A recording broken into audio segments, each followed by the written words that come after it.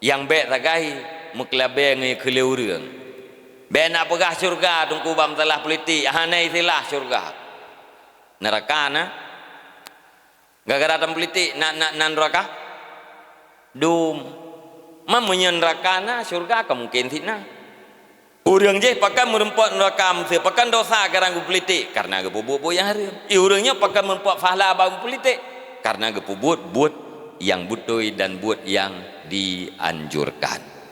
Nyan atra yang terpegah sayon yang berdasarkan ungkapan daripada Imam Ghazali kenyo ilmu ilung atranya lung tuje pegah ia teh mimbar Jumat tunggu cuman kalinya mutun karena draw lung calek tapi menyokan draw lung calek lung tuje pegah karena agama.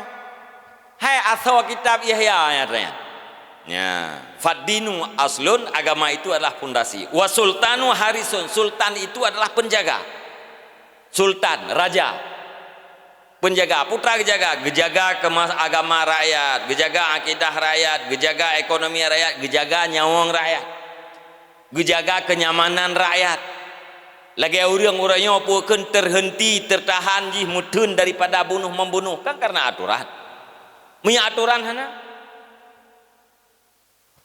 yang kajian nebuah Allah Ta'ala yang pada kisahnya adalah selamat ya, jadi karenanya jadi tugas pemimpin pun gejagarnya fama la aslalahu famahdumun wa ma la harisalahu fadai'un sesuatu yang tidak berpondasikan agama dipastikan runtuh dan sesuatu yang tidak ada penjaga dipastikan hilang menyesultan hana gejaga akidah rakyat menyesultan hana jaga kemaslahatan agama dan kemaslahatan kehidupan pasti kemaslahatannya akan gaduh karenanya Al-Ghazali mengatakan kekuasaan dan agama itu adalah dua saudara kembar.